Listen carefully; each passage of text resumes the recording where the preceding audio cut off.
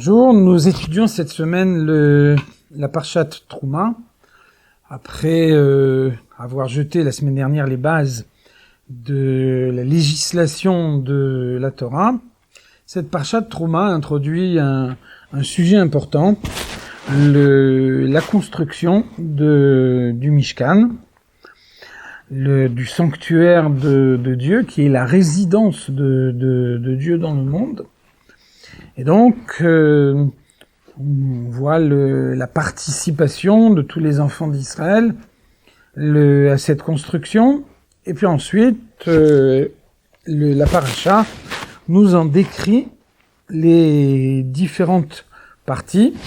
Le Mishkan, proprement dit, les poutres qui le constituent, les tentures qui le recouvrent, et ensuite les instruments du service de Dieu qui sont utilisés à l'intérieur de ce Mishkan, la table sur laquelle on pose les pains, l'autel, les deux autels, l'autel extérieur sur lequel on sacrifie les animaux et l'autel intérieur sur lequel est offert le sacrifice des encens, et enfin la menorah, le chandelier, qui est le témoignage de la présence de Dieu au sein du peuple juif. Alors je vous propose de nous interroger sur l'un des versets de cette paracha.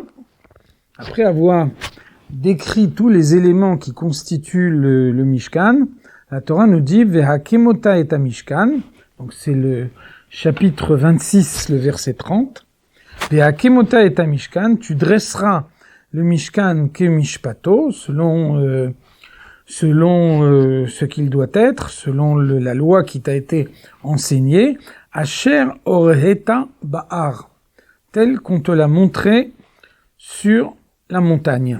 Donc ici c'est Dieu qui s'adresse à Moshe Rabbeinu, et la montagne à laquelle on fait allusion ici, c'est évidemment le mont Sinaï sur lequel la Torah a été donnée. Et donc on peut se demander sur la nécessité de définir le Mishkan, avec tout ce qui le constitue, précisément par rapport à la révélation du mont Sinaï. Et donc vous voyez que l'explication qu'on peut donner, c'est que lorsque la Torah a été donnée, alors Dieu s'est révélé dans le monde. Chacun a pu entendre les deux premiers commandements directement de la bouche de Dieu. On voit que la Torah nous dit « Vayered Hashem al har Sinaï ». Dieu est descendu sur le mont Sinaï. Le but du don de la Torah a été de supprimer la coupure qui avait été instaurée entre le matériel et le spirituel, et donc la possibilité a alors été accordée que la matière du monde se pénètre de spirituel, et donc Dieu nous dit « Va'ani amatril », c'est moi qui prends la première initiative en ce sens, et Dieu se dévoile sur le mont Sinaï. Néanmoins, le dévoilement de Dieu sur le mont Sinaï est un dévoilement éphémère. Il n'est que pour la durée de Matan Torah, du moment où la Torah est donnée, mais une intervention de Dieu dans le monde ne peut pas modifier la matière du monde d'une manière durable. Non pas parce que c'est impossible, rien n'est impossible à Dieu, mais c'est parce que c'est la règle que Dieu lui-même a fixée. La possibilité de modifier la matière du monde d'une manière durable a été confiée à l'homme. C'est en ce sens que l'homme est shutaf le'akadosh baruch hu b'maaseh breshit, l'associé de Dieu dans la création. On voit bien qu'au sens commercial, une association ne se justifie que dans la mesure où chacun des deux associés peut apporter quelque chose que l'autre ne peut pas apporter. C'est évident que si un des deux associés peut à lui seul apporter tout ce dont l'association a besoin, la présence du second associé ne se justifie pas. En l'occurrence, l'apport de l'associé du premier associé qui est Dieu et l'impulsion de départ. La possibilité d'introduire le spirituel dans le matériel.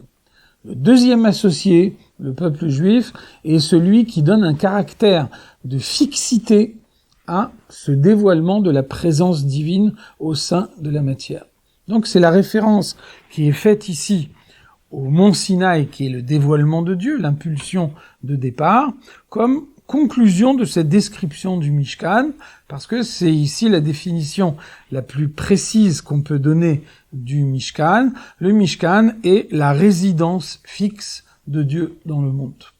C'est la possibilité d'obtenir un dévoilement de Dieu au sein de la matière, avec tous les objets matériels qui constituent le Mishkan, d'une manière fixe, puisque dans le Mishkan, il y a des actes répétitifs du service de Dieu qui permettent au quotidien de dévoiler la lumière de Dieu dans le monde.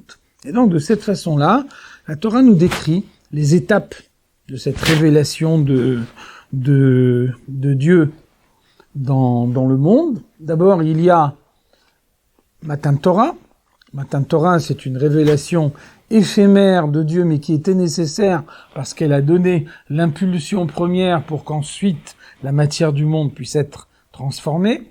La seconde étape a été la construction du Mishkan, qui s'est prolongée par la suite par celle du Beth Amikdash, celle du temple de Jérusalem, une demeure fixe de Dieu dans le monde, mais néanmoins une demeure circonscrite dans l'espace, se trouvant dans un endroit bien particulier et non pas dans le monde entier.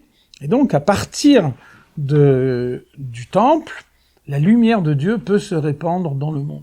C'est la raison pour laquelle nos sages nous disent que les fenêtres d'une maison sont faites de telle façon qu'elles reçoivent le plus possible de lumière de l'extérieur pour pouvoir éclairer l'intérieur de la maison.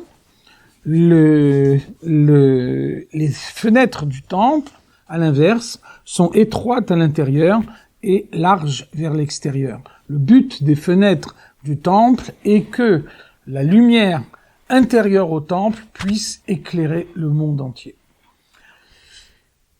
La troisième étape, c'est l'exil. L'exil, c'est une possibilité de plus qui est donnée au peuple juif de transformer la matière du monde, puisque lorsqu'on transforme à distance, alors il y a une limite à ce qu'on peut transformer, parce que parfois, pour que cette transformation soit possible, la proximité est nécessaire. Et des fois, on doit être en contact direct avec un objet pour pouvoir l'intégrer au domaine de la sainteté, en faire un instrument du service de Dieu.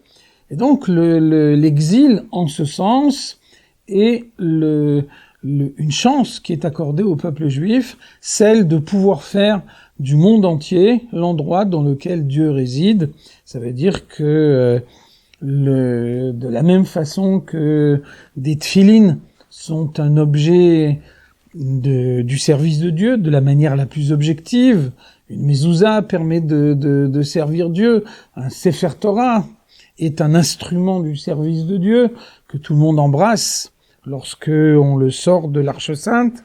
Eh bien, de la même façon, n'importe quel objet matériel du monde peut également devenir un instrument du service de Dieu.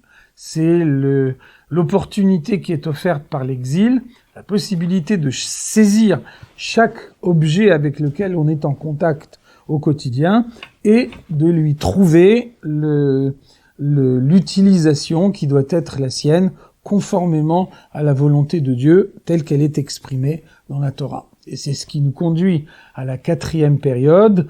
La quatrième période, c'est la venue du Mashiach.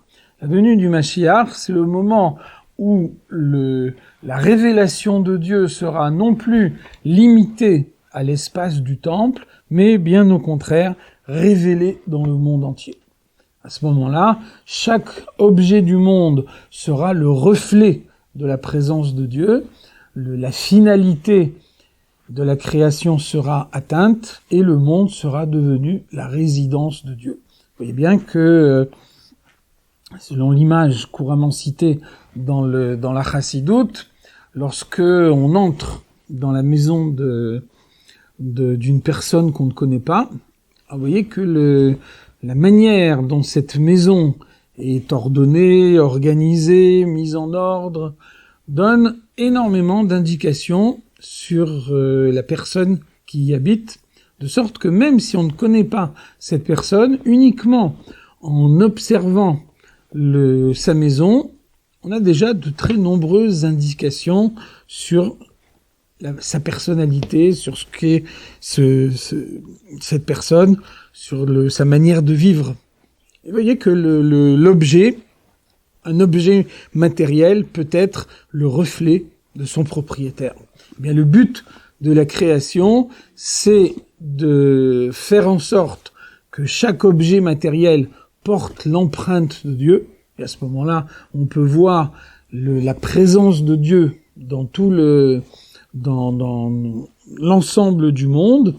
Le début de ce processus est décrit par notre paracha lorsqu'elle nous parle de la construction du Mishkan, qui a été la première demeure fixe de Dieu dans le monde, une demeure limitée dans l'espace, mais néanmoins fixe. La dernière étape en ce sens sera la venue du Mashiach, lorsque le monde entier aura été transformé par la royauté de Dieu, lorsque chaque objet matériel portera l'empreinte de Dieu, et lorsque le monde sera devenu la résidence de Dieu très bientôt et de nos jours.